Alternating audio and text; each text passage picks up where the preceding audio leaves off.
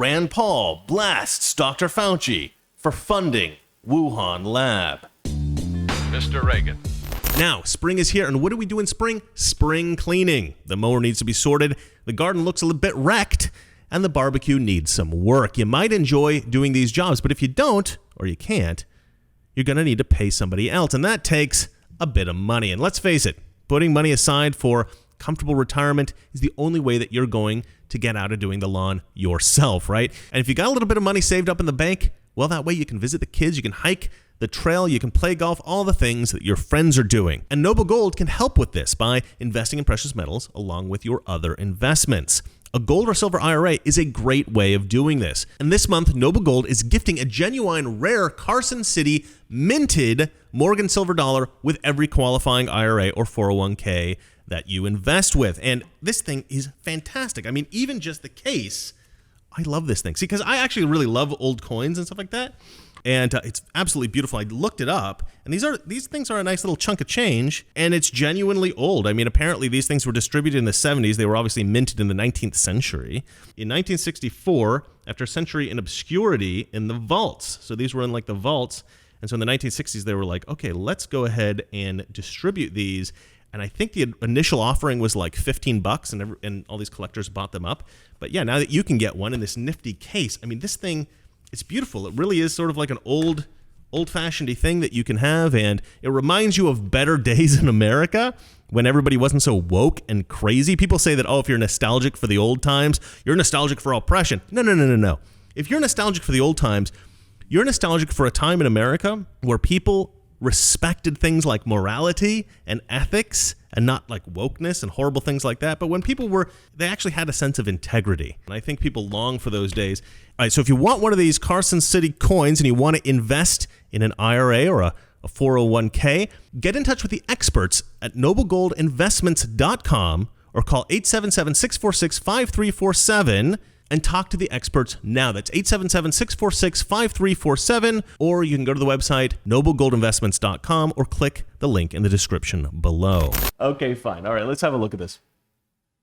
So this was on Tucker Carlson last night, and if you haven't seen the Tucker Carlson thing, I highly recommend it. It was thorough. It was brilliant. It was brilliant.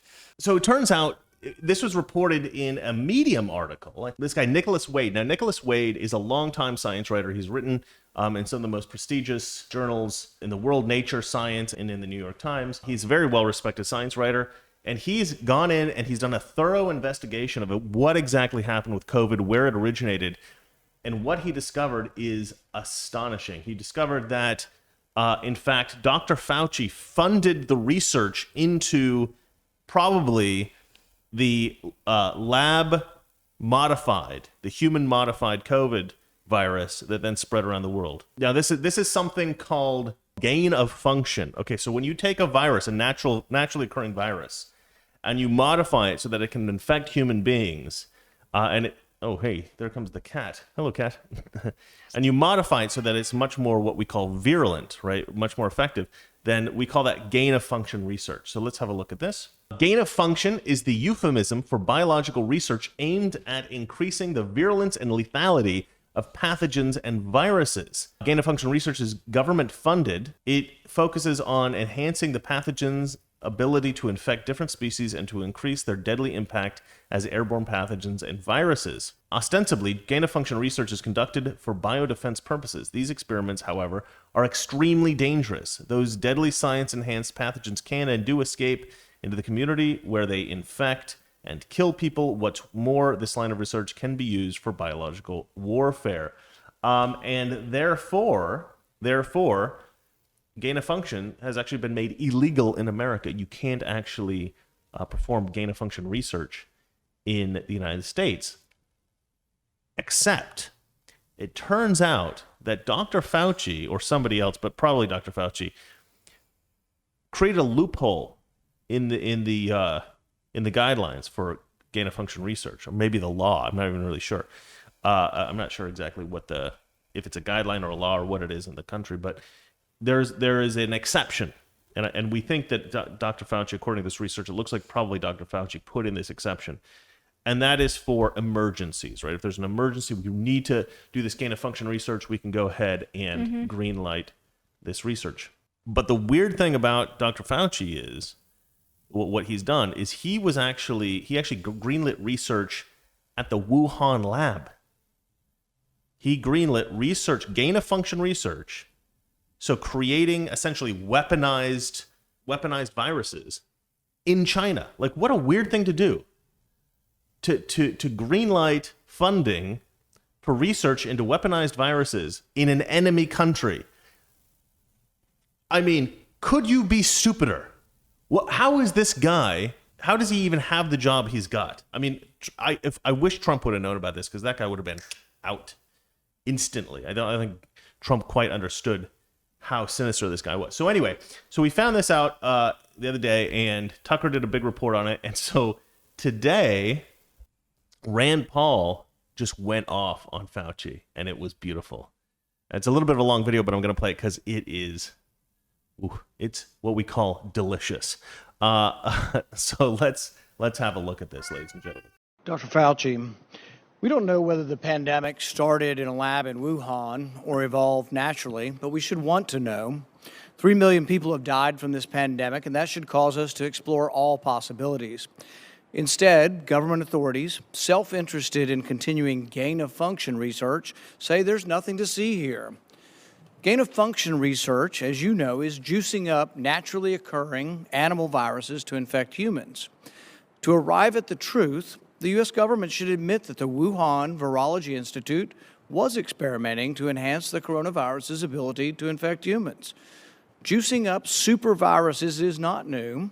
Scientists in the U.S. have long known how to mutate animal viruses to infect humans.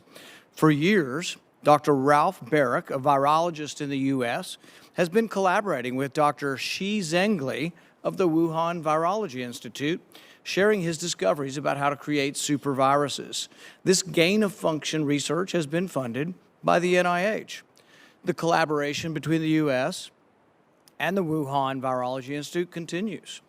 Doctors Barrick and Shi worked together to insert bat virus spike protein into the backbone of the deadly SARS virus, and then use this man-made supervirus to infect human airway cells. Think about that for a moment. The SARS virus had a 15% mortality. We're fighting a pandemic that has about a 1% mortality. Can you imagine if a SARS virus that's been juiced up and had viral proteins added to it, to the spike protein, if that were released accidentally? Dr. Fauci, do you still support funding of the NIH funding of the lab in Wuhan? Senator Paul, with all due respect, you are entirely and completely incorrect that the NIH has not ever and does not now fund gain-of-function research in the Wuhan Institute Do they fund of Virology. Dr. Barrick? We do not fund Do you fund Dr. Barrick's gain-of-function research? Dr. Barrett does not doing gain-of-function research, and if it is, it's according to the guidelines, and it is being conducted in North Carolina. You don't think inserting China. a bat virus spike protein that he got from the Wuhan Institute into the SARS virus is gain of function? That is You would not be in the minority because at least 200 scientists have signed a statement from the Cambridge Working Group saying that it is gain of function. Well, it is not. And if you look at the grant and you look at the progress reports, it is not gain of function, despite the fact that people tweet that. So do you still support sending money to the Wuhan Virology Institute? We do not send money now to the Wuhan Virology Do you support Institute. sending money? We did, under your tutelage. We were sending it through EcoHealth. It was a sub-agency and a sub-grant. Do you support that the money from NIH that was going to the Wuhan Institute? Let me explain to you why that was done. The SARS-CoV-1 originated in bats in China. It would have been irresponsible of us if we did not investigate the bat viruses and the serology to see who might have been infected. Or perhaps it would be China. irresponsible to send it to the Chinese government that we may not be able to trust with this knowledge and with this incredibly dangerous viruses. Government scientists like yourself who favor gain-of-function research. I don't favor gain-of-function maintain research that in the China. disease You are arose saying naturally. things that are not correct. Government defenders of gain-of-function, such as yourself, say that COVID-19 mutations were random and not designed by man. But interestingly, the technique that Dr. Barrick developed forces mutations by serial passage through cell culture that the mutations appear to be natural. In fact, Dr. Barrick named the technique the no-see-'em technique because the mutations appear naturally. Nicholas Baker in the New York Magazine said nobody would know if the virus had been fabricated in a laboratory or grown in nature. Government authorities in the U.S., including yourself, unequivocally deny that COVID-19 could have escaped a lab. But even Dr. Shi in Wuhan wasn't so sure. According to Nicholas Baker, Dr. Shi wondered, could this new virus have come from her own laboratory? She checked her records frantically and found no matches. That really took a load off my mind, she said. I had not slept for days.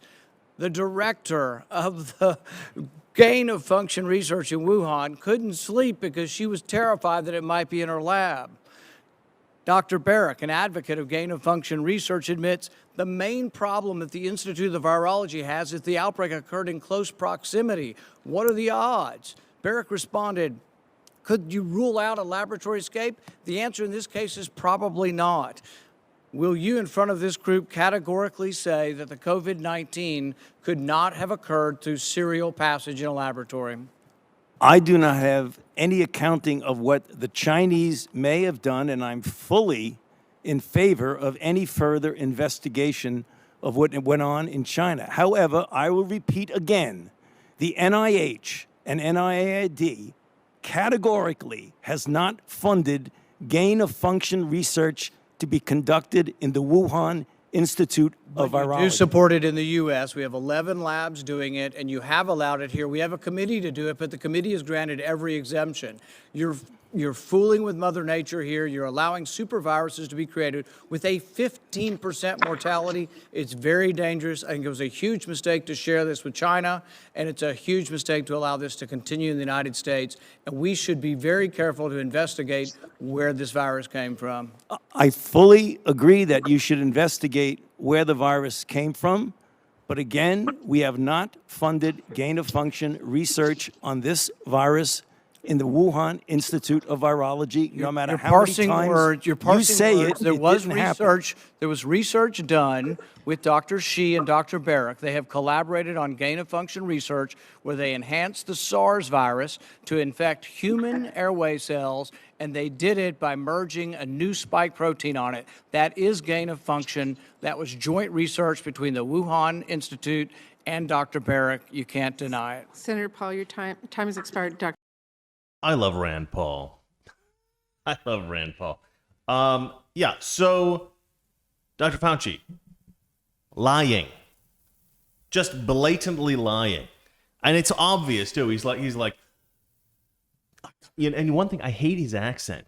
You know, I know people from Long Island, right? I don't just default hate the Long Island accent, but I hate it when he uses it. I mean, maybe I'm wrong. Maybe it's not a Long Island. It sounds like Rand Paul is like, look, you know, what are you doing here? Why did you support this? We did not do anything like that. We didn't do anything like that. It's not like that. We didn't do that. We didn't do that. And the guy's like, okay, but, you know, you funded experiments in this lab. You know, he's like, no, we didn't. No, we didn't. Yeah, you did, because it went through this guy, and then it went through here, and you know it went over to the Wuhan lab. Okay, well, let me explain why I did that. Let me explain why I did that. Oh, I almost called him Nancy Pelosi. Dr. Fauci is such an annoying prick. He reminds me of a rat. He looks like a rat, doesn't he? He looks like a rat because, I mean, it's in like some cartoon character, like a mouse or a rat. Yeah, there's a lot of rats in New York, and he's one of them. He's like a super rat. He's a mutated rat, probably because of some kind of virus. Dr. Fauci, I'm a rat. Anyway, if I ever put him into my cartoon, which I'm still trying to make, by the way, I'm just going to use a cartoon rat, and I'm going to make it Dr. Fauci. What I wanted to discuss now was basically all the stuff that Tucker Carlson covered I wanted to kind of get into it. So this is not that. This is the Medium article that started this whole thing off, which is an absolutely beautiful article. And this guy did such a good job. This is the most important bit, the last part here. This is written by Nicholas Wade. If you want to see it, it's Nicholas Wade at medium.com. This should be front page news on every newspaper in America. This should be the top of CNN. This should be the top of MSNBC. But look at this. Look at this. If you do a search, Nicholas Wade, Fauci, COVID, boop. Okay, there you go. Maybe I'll put myself next to the wife there. Okay, there you go. Look how many of the major news networks are covering the story. None. It's only Tucker Carlson and then some conservative places. The Wall Street Journal has an opinion article about this. So we've got Tucker Carlson, the Wall Street Journal, and then what do we got? BizPac Review? I don't even know what that is. We have Nicholas Wade's Medium article, the original article. There's the Wall Street Journal one. There's Fox News. And then BizPac Review, Mediate, National Review. National Review's covering it. Let's see here. The Bulletin, We Love Trump, the Spectator.com, that's from Australia, and Reddit, We Love Trump, the Bulletin. So it's not like you're not finding this on CNN. You're not finding this on NBC. You're not finding this on ABC. I mean, this is just like the Hunter Biden laptop story all over again. It's like, this is legitimate news, people. This is huge, huge news. And they're just like, huge. And they're just like, nope, not interested. Nope. Oh, Dr. Fauci, turns out that he signed off on the funding for the Wuhan lab that from which the virus escaped and was probably manipulated by scientists and turned into a weaponized virus. We don't want to cover that. Who would want to cover this? That's boring. That's boring. Nobody wants to cover that. So yes, you don't hear about it unless you watch. And I was talking about this with somebody the other day because I was frustrated. I'm like, how do you convince these leftists that they've been lied to all this time? Because I think it's very weird that if you're a Democrat and you're watching CNN and you hear, okay, Russian hoax, and Russian hoax, Russian collusion, and then you find out, oh, that's not true. Actually, CNN's been lying to me. Okay, well, they made a mistake. It's fine. And then you hear Ukraine thing, the whole Ukraine phone call. And then they find out later, okay, yeah, well, maybe actually that wasn't, because maybe Biden really was doing that and maybe Trump isn't. And they're like, okay, well, maybe that was a mistake too. Let's move on to the next one. Okay, Jussie Smollett. Oh my God, look what they did to Jussie. Oh, that was a hoax? Okay, all right. Well, that was also just a mistake, clearly. Okay, let's move on to the next one. And they just keep being lied to, right? And now they're being told that white supremacists are beating up Asians because Trump called the coronavirus the China virus. And so now all these white supremacists are beating up Asians. Of course, every video that they see is of black men beating up Asians.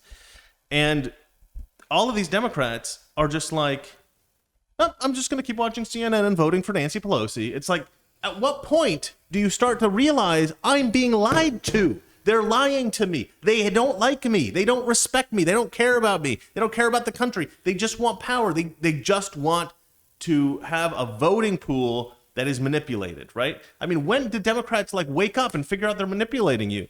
And what occurred to me was that they do hear that, okay, that the Russian collusion thing was wrong. They do hear that the Ukraine thing was wrong. They do hear that the white supremacist thing is wrong. They do hear about all this stuff, but they don't believe it's wrong. They continue to believe it's true. And that's for a couple of reasons. For one thing, I think that they want to believe it, first of all. So I think it would take some pretty hard evidence for them to accept that they've been tricked.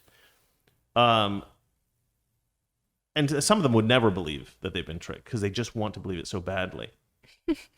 Another problem is that a lot of these people, they don't get the best evidence proving that this stuff is wrong. It just kind of goes away. And they might have heard vaguely somewhere that this was... I think you can change your picture position back. Oh, am I out? Oh, yeah, you're right. Thank you, darling. So I do think that they hear a little bit like whispers that they've been lied to. Even if Pelosi herself, before she dies, says, the whole thing, I've been lying to you constantly. I don't give a crap about you. You're all a bunch of losers who voted for us and stuff like this. They will never. So, well, there are some, you're right. There are some who will still believe that Nancy Pelosi is some kind of perfect angel and everything's that she's ever done and said it was correct. But the other reason I think is just because they don't have access to all the information. You know, it's very rare that Are they CNN... even trying to access any information? Huh? I don't think they're even trying to access. No. They don't watch. That's the point. Is they don't watch conservative media. They only watch the leftist crap that's lying to them. So do you think the people who are lying to them are going to make a very clear and straightforward point about having misled their own audience? Of course not. So CNN, MSNBC, the New York Times, these people don't. They may print a small retraction buried in their coverage somewhere, but they don't come out and say, look, listen, we need to explain something to you guys. The whole Russian collusion thing was false, and let's go over why it was false, and let's go over why we were wrong about all this stuff. They never do anything like that. They'll just move on to the next hoax, and they leave you sort of lingering in confusion about the previous one. And so these leftists, they're constantly being lied to. And then you have something like the Hunter Biden laptop story, which they just bury that story. They don't even talk to people about it. And you have something like this, which I think is even more consequential, at least in terms of public policy. And just Democrat voters are never going to hear about this. Like my uncle, I have an uncle who's a Democrat. And he talks to me about this stuff sometimes. And I get frustrated with him because he does not allow himself to access the conservative material that I have access to because he thinks that it's all a bunch of lies, right? And so a story like this, like if I'm talking to him about this, he'll probably have never heard of it. He'll probably have never heard the story, never heard anything about it, and it's incredibly frustrating. And if you mention it, he'll say, "Oh, well, that was broadcast on Tucker Carlson, so it's probably a lie. That's probably false. I'm not going to believe it." And there's just so many leftists who just hear, what source did it come from? It came from a conservative source. We're not going to believe it. And so you really do need CNN, MSNBC, NBC, New York Times. You need all these companies to cover this stuff. Otherwise, people don't get it. And what are they doing? They're not covering it. They're covering it up instead, and it's terrible. But anyway, let me read the last part of this Medium article, just this last part, not the conclusion, but the part 4 here. Incredibly important stuff. The U.S. role in funding the Wuhan Institute of Virology. From June 2014 to May 2019, Dr. Daszak, EcoHealth. So this is one of the guys who had an interest in this research and who could be implicated, who could be blamed potentially for the COVID virus spreading and escaping out of the lab. And so he has an interest in covering this up. And Fauci, too, has an interest in covering this up. So let's have a look at this. From June 2014 to May 2019, Dr. Daszak's EcoHealth Alliance had a grant from the National Institute of Allergy and Infectious Diseases, part of the National Institute of Health, to do gain-of-function research with coronaviruses at the Wuhan Institute of Virology. Whether or not SARS-2 is the product of that research, it seems a questionable policy to farm out high-risk research to unsafe foreign labs using minimal safety precautions, because that lab was not a safe lab, and they're doing some of the most dangerous research on Earth in a lab that doesn't really have adequate safety precautions. And if the SARS-2 virus did indeed escape from the Wuhan Institute, then the NIH will find itself in a terrible position of having funded a disastrous experiment that led to the death of more than 3 million worldwide, including more than 500,000 of its own citizens. The responsibility of the NIAID and the NIH is even more acute because for the first 3 years, by the way, this is beautifully written. This guy is a very good writer. Let's see here. Is even more acute because of the first 3 years of the grant to EcoHealth Alliance, there was a moratorium on funding gain-of-function research, right? Okay, so I said earlier that it was illegal to do in America. It's not actually illegal. There's a kind of a panel now, but at the time that it was being funded, it was illegal. That's what I should have said. I kind of made a mistake there. Now, why didn't the two agencies therefore halt the federal funding as apparently required to do so by law? Because somebody wrote a loophole into the moratorium. This is what I was talking about earlier. The moratorium specifically barred funding any gain of function research that increased the pathology of the flu, MERS, or SARS viruses. But then a footnote on page 2 of the moratorium document stated that an exception from the research pause may be obtained if the head of the USG funding agency determines that research is urgently necessary to protect the public health or national security. This seems to mean that either the director of the NIAID, Dr. Anthony Fauci, or the director of the NIH, Dr. Francis Collins, or maybe both, would have invoked the footnote in order to keep the money flowing to Dr. Xi's gain-of-function research. They wanted to keep funding the lab that ended up producing the COVID virus. Unfortunately, the USAID director and the NIH director exploited this loophole to issue exemptions to projects subject to the pause, preposterously asserting that the exempted research was urgently necessary to protect public health or national security, thereby nullifying the pause. Dr. Richard Ebright said in an interview with the Independent Science News. It's really ironic, isn't it, that they funded this research on the basis of this idea that it was a national emergency, right? Urgently necessary. National security, right? We need to protect our people from a pandemic. And that research in itself caused the pandemic. And again, this is speculative. This is all circumstantial evidence, but it's overwhelming evidence. And this guy is a very well respected investigative reporter. So this is the guy that you want to go to if you want to find out this stuff. I mean, he's like the best of the best. So this is the guy that we rely on, apparently, according to Tucker Carlson anyway. Let's see here. When the moratorium was ended in 2017, it didn't just vanish, but it was replaced by a reporting system, the Potential Pandemic Pathogens Control and Oversight Framework, which required agencies to report for review any dangerous gain-of-function work they wished to fund. According to Dr. Ebright, both Dr. Collins and Dr. Fauci have declined to flag and forward proposals for risk-benefit review, therefore nullifying the P3CO framework. So basically, if there's any possible dangerous gain-of-function research that needs to be authorized by the federal government, and this could be a dangerous research, they send it to these guys, and these guys have to review it and determine whether or not they should allow it or not.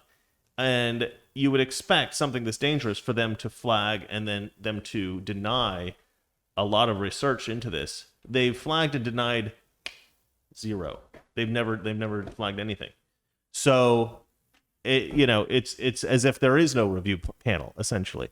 In this view, the two officials, in dealing with the moratorium and the ensuing reporting system, have systematically thwarted efforts by the White House, the Congress, scientists, and science policy specialists to regulate gain-of-function research of concern. Possibly, the two officials had to take into account matters not evident in the public record, such as issues of national security. Perhaps the funding of the Wuhan Institute of Virology, which is believed to have ties with the Chinese military virologists, provided a window into Chinese biological warfare research. But whatever other considerations may have been involved, the bottom line is that the National Institutes of Health was supporting gain-of-function research of a kind that could have generated the SARS-2 virus in an unsupervised foreign lab that was doing work in BSL-2 biosafety conditions. Yeah, an unsafe lab. They were in an unsafe lab is what that means.